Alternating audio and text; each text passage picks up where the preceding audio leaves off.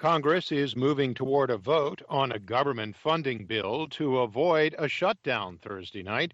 AP's Mike Gracia reports. Senator Joe Manchin of West Virginia is digging in on President Joe Biden's historic $3.5 trillion domestic agenda, issuing a statement decrying the massive package as fiscal insanity and saying he will not support trillions in spending or an all-or-nothing approach. Earlier, Manchin said, "The bottom line is I've been very straightforward and open. They know exactly where I am." Manchin and Senator Kyrsten Sinema of Arizona are the two Democratic holdouts Biden needs to bring on board, or the measure will not pass the 50-50 Senate. Meantime, House Speaker Nancy Pelosi says she might postpone Thursday's vote on the smaller $1 trillion public works measure. Democratic progressives in the House are threatening to defeat that bill unless there's movement on the broader $3.5 trillion package. Mike Gracia, Washington.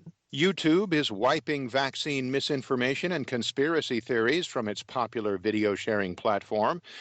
AP's Ben Thomas reports. The video sharing tech platform has announced immediate bans on false claims that vaccines are dangerous and can cause health issues like autism, cancer, or infertility. YouTube also deleted accounts belonging to some of the most notable propagators of vaccine misinformation and conspiracy theories. The ban on misinformation extends to all immunizations approved by health authorities and currently being administered. Public health officials have struggled to respond to the steady current of online misinformation about the COVID-19 vaccine since development got underway last year.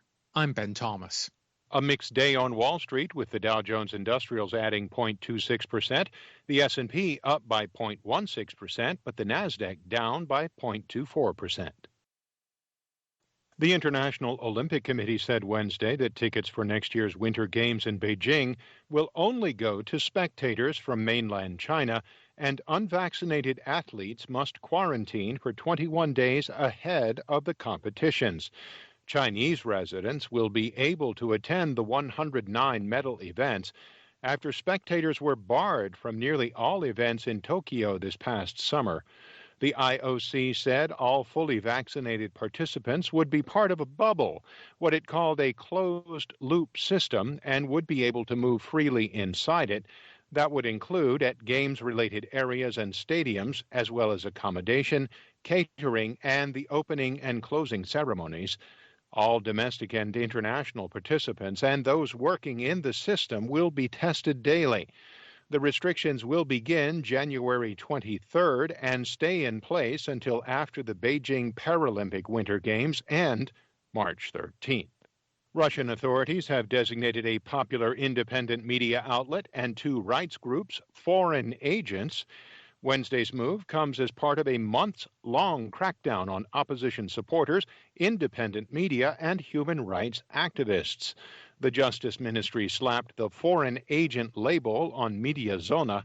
The new site is known for its extensive coverage of high-profile court cases. The others receiving the designation were the prominent legal aid group OVD Info and the rights group Zona Prava. In recent months, the Russian government has designated a number of independent media outlets and human rights organizations as foreign agents and raided the homes of several prominent reporters.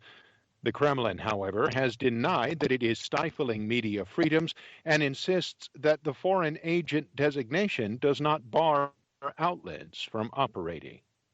A new study says a vast majority of wealthy households in the United States gave to charity last year. AP's Ed Donahue reports. In 2020, during a pandemic, a study from Bank of America and the Indiana University Lilly Family School of Philanthropy found 88% of wealthy families didn't forget those in need. Most gave unrestricted gifts. That allows organizations to spend the money on whatever they thought was most important. One issue that gained significance among the rich in 2020 was social and racial justice, with a significant increase in contributions following George Floyd's death. The median income of people surveyed was $350,000. The median wealth level was $2 million. I'm Ed Donahue.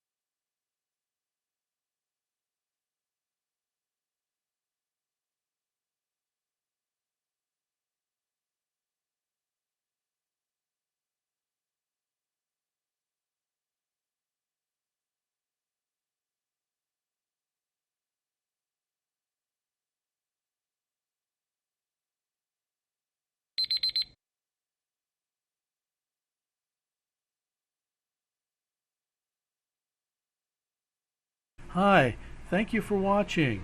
I hope the videos are useful for you. Please subscribe to my channel using the button below.